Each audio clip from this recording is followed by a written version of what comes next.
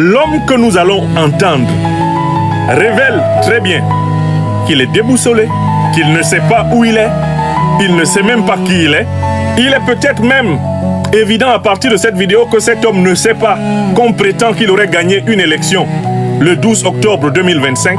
À partir de cette seule et même vidéo, on se rend compte qu'il y a maltraitance de vieillards à la tête du Cameroun.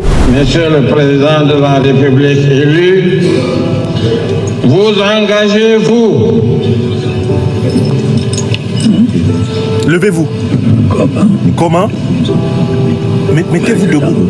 Maintenant, je dois me lever. Levez-vous. Il est en train de lire le serment. Levez-vous. Quelle est l'analyse honnête qu'il faut faire de ces propos? L'analyse honnête qu'il faut faire de ces propos, c'est que l'individu nommé Paul Biya ne savait pas qu'il était en train d'assister à une cérémonie de prestation de serment d'un président de la République du Cameroun.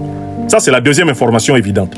Troisième information évidente, l'individu nommé Paul Biya ne savait pas que le président de la République élu, dont parle à très haute voix le président de l'Assemblée nationale, Kavaï Yegué Djibril, ce président-là, c'est lui, Paul Biya. Paul Biya pensait qu'on parlait de quelqu'un d'autre.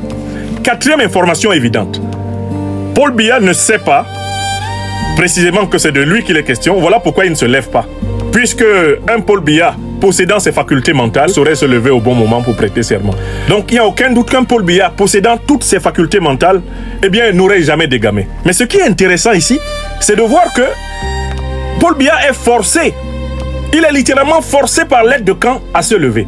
Sans avoir compris pourquoi il doit se lever, il obéit à l'aide de camp parce que l'aide de camp insiste. Vous devez vous lever. Levez-vous. Il est en train de lire le serment. Alors, un certain nombre de gens malhonnêtes peuvent dire que ça s'est passé comme ça parce que Paul Biya a des problèmes d'oreille. Ce n'est pas vrai. Kavaï Yegué Djibril s'exprime dans un micro qui est entendu au fond d'une salle de plus de 2000 personnes.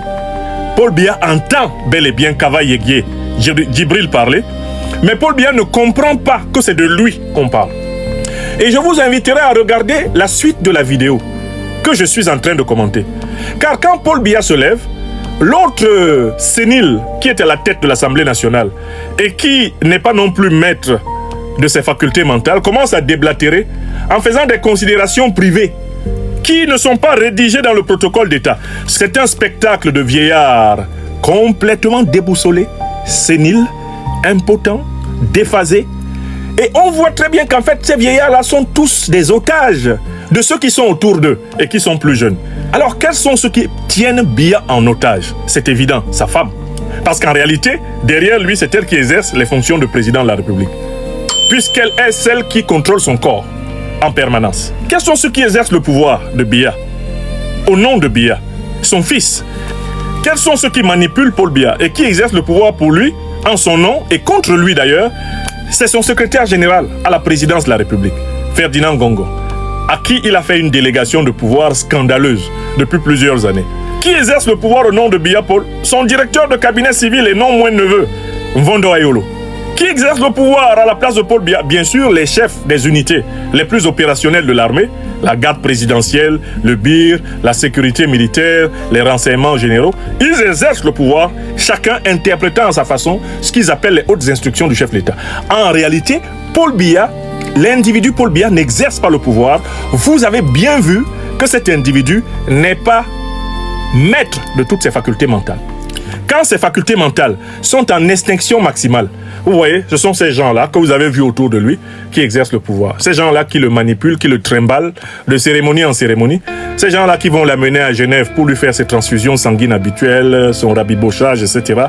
Ces gens-là qui le traînent partout, qui l'utilisent. En réalité, ce sont eux qui exercent le pouvoir.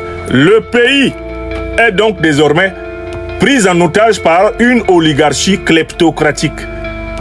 Une poignée d'individus qui volent en utilisant le vieillard Biya. Il y a toutes les raisons de mener un procès contre tous ces gens-là pour maltraitance de personnes âgées, prise en otage de personnes âgées, instrumentalisation de personnes âgées.